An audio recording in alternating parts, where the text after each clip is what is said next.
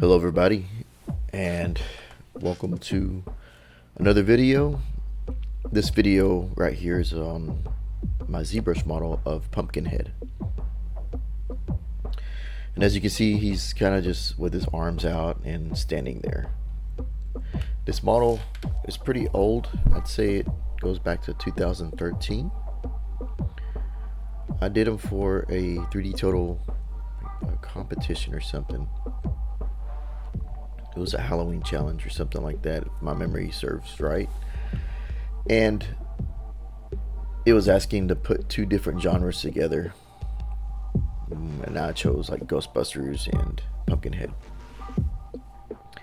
Right now I'm adding more detail to the head because I'm looking at references and some of the things don't seem as close to the references on the left on the screen. When you look back at models, sometimes you'll see stuff that you could have fixed, and that's what I'm doing. I'm fixing that right now. It looks like I put a lot of detail in the face and everything else, but what I'd like to do is get him posed so that I can actually 3D print him. The little details in his face, I'm trying to push in, give a little bit more folds and creases.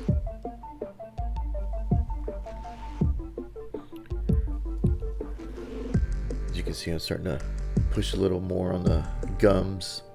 I could probably paint it again, but really if I'm going to print it, it's going to be one color and I'll have to airbrush it anyway. It has crossed my mind to put him in Marmoset Toolbag 3 and actually see how he looks before I print him, to kind of see if the form works and fits. You'll see later on in this video what I do to what I'm pose him as and how he looks. The tricky part is that I did print out a little bust of this model after I posted it and got a lot of detail out of it, but there's a few things I want to try to adjust. So what I'm doing is just kind of going back over all the little creases so it kind of shows a little more if it prints it out, because I've noticed when you do 3D prints that the details sometimes get a little left out if you don't push them a little harder or exaggerate them. As most videos would say, you know, you gotta push a little bit more to have those features stand out a little bit better.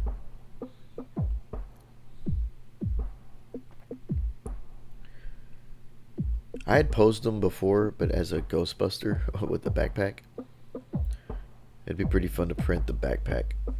I've always liked Ghostbusters, and I spent a lot of time doing that model, just referencing images of the backpack and everything. It'd be fun to see a little backpack. A little just, yeah, I don't know. My mind just kind of went there, saying like I could print a little proton pack and just have it sitting next to the computer like a little prop. But I'm just trying to push a little more detail. It looks like if you ever go on a model, sometimes you'll spend a lot of times, say for instance the face, and forget something like the feet. And I did a little detail in the feet, but you know, there's some folds in there I'm trying to push out a little bit more. The reason why I didn't really go too far on the feet is because there wasn't really any references.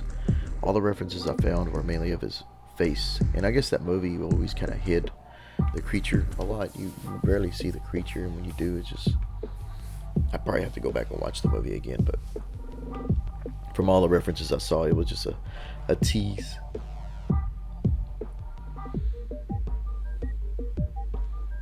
He almost kind of has the alien look to him whenever I had him before this video started with the narrow face.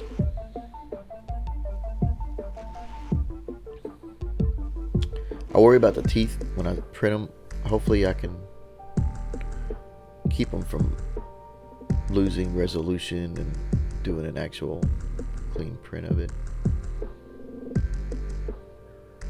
So if I do create a 3D print of this, I was debating on whether or not I should create a base for this.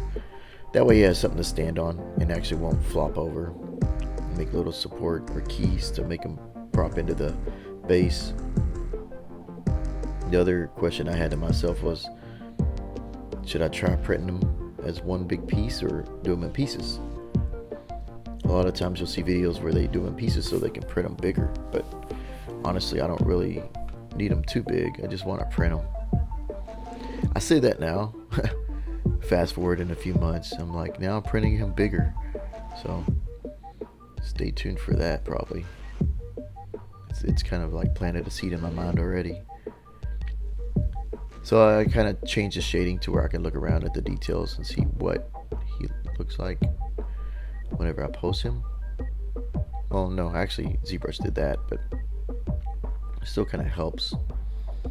Sorry, there was a point when I was playing with the textures to try to see them better, but yeah, ZBrush converted the textures down to what you see. And right now I just want his arms to kind of look a little back, like the little references. And this is sped up. This isn't real time. A play by play, so save a little time on both of our ends of people who watch this and me who makes a video, so that we can kind of get to the good parts faster. I don't mind playing in real time, but sometimes time is limited, and I try to make the best use of it as I can for everybody and for me too. So I wanted that if you see that reference on the top, kind of top left, he's looking to the side, so I was kind of mimicking that look.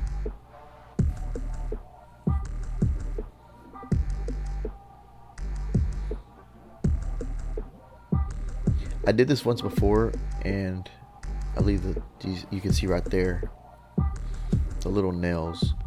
So when you mask, you gotta make sure you mask everything, but I was just like, oh. And I don't even, like, so I'm working in it, and I don't even see this. I see it now, but I'm like, oh, look down. You're forgetting the toenails. So I have to undo it all the way to, I probably could have did a workaround, but for what this is,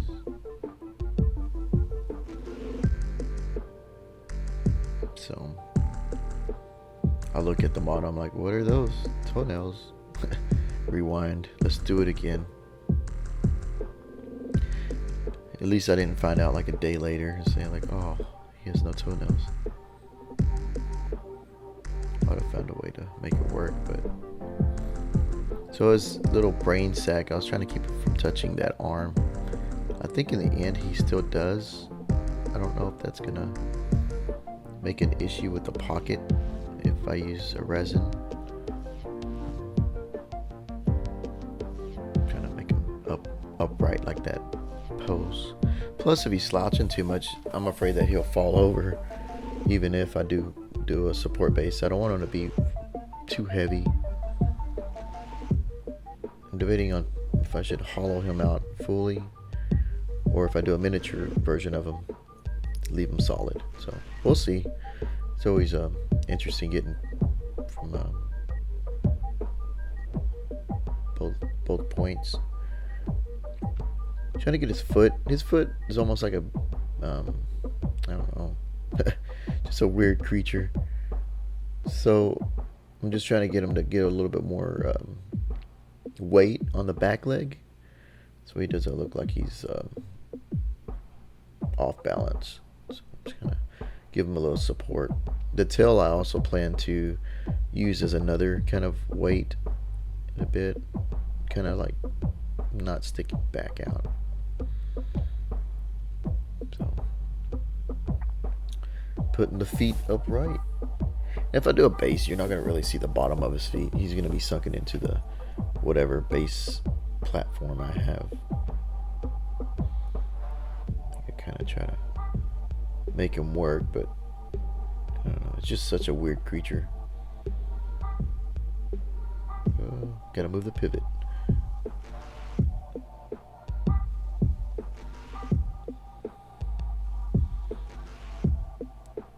there. He's a little bit more standing upright. Still kind of slouched, you know, that's part of the creature. He's a kind of slouchy creature.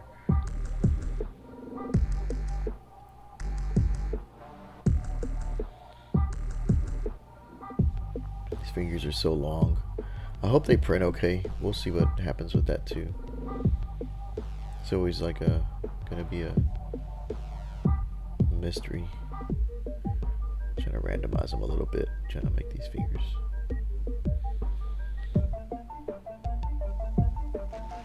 I keep duplicating them.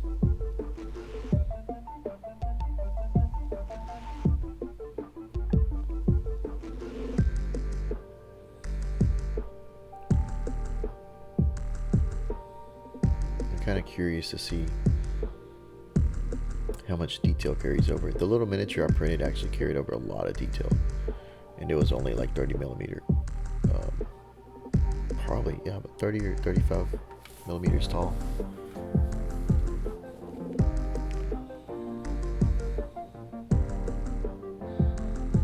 Moving the arm so it's not so close to the body. I want to kind of distribute the weight of the model.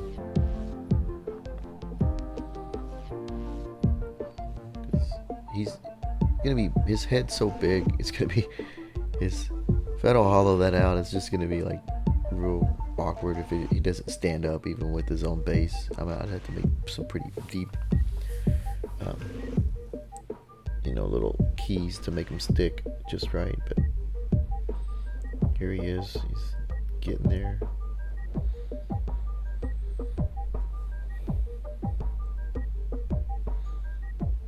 This process does take a little time, just kind of moving something and looking at it, almost like stop motion.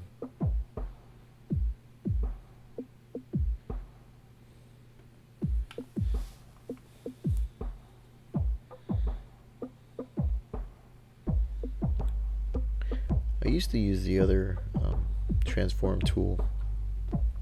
I still do every now and then, but for some reason I just kind of went with this gizmo to move the posum. So he's pretty close. He's got like that look, you know, just kind of like, there's always him just kind of either looking in these references.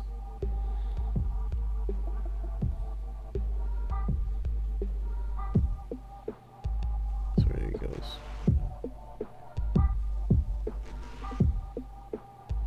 Pretty cool creature.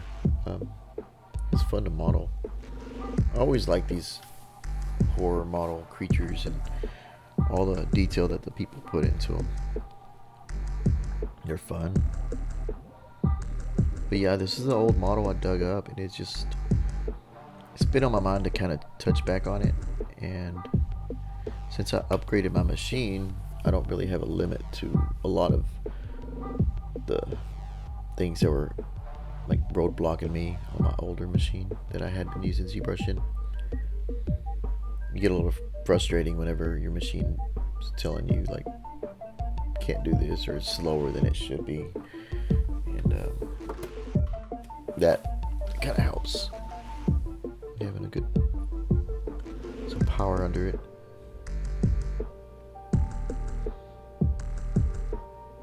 Right here you can see I do use the transform tool right here a little bit on the tail.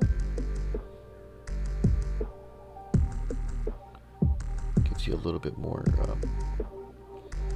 how do you say it, natural turns or rotations.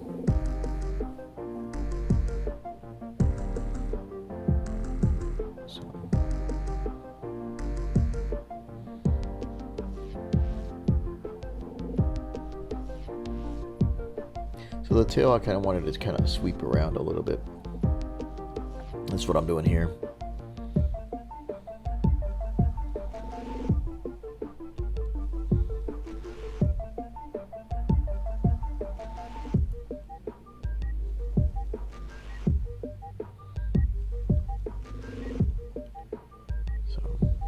But most of this process is just nudging it, looking at it, nudging it, moving it,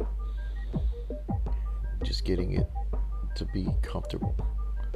So you can see the center of gravity almost on this profile going here. And so I'm using the move tool now to kind of give it back some of that form so it's not so destroyed from the posing. That happens when you pose these models in ZBrush. Sometimes it'll make something go a little different, and you just gotta go back and fix it. So the tail's a little closer there, kind of whipping around.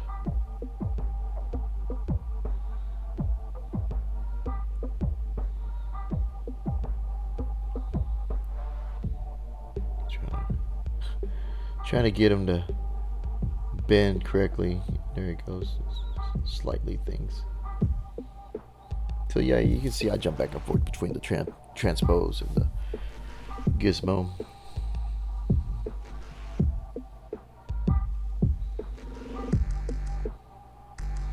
I'm just pushing and pulling, nudging it back and forth.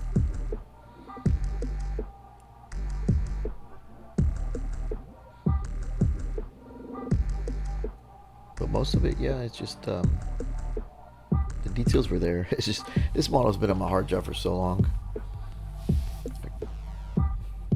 But getting a 3D printer, that kind of sparked interest to go back. Having reasons to go back and go ahead and use what I've already done. I've already made the model. The hard part is pretty much done. Just gotta pose it and put them out there. Just let them be printed. Kind of fixing the tail a little bit, a little stretched. Yeah.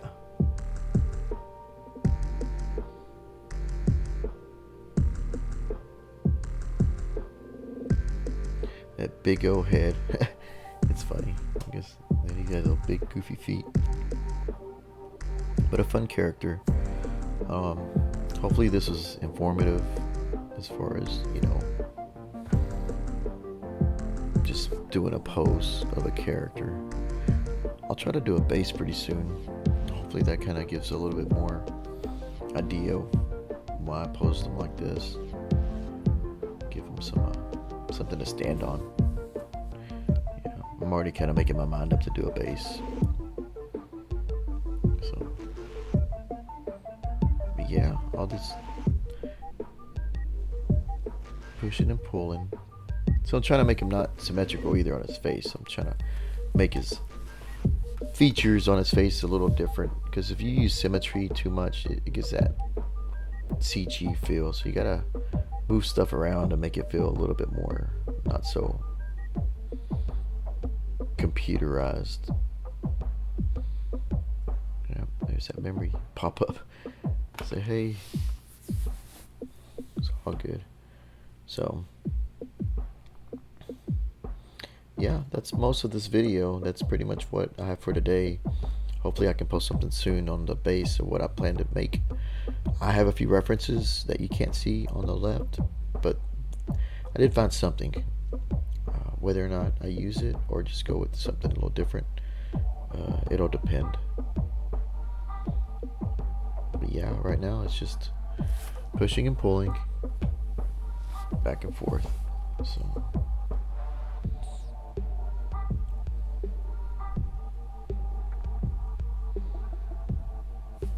but hope you enjoyed this video. Hopefully I don't wait too long before I put another one out soon.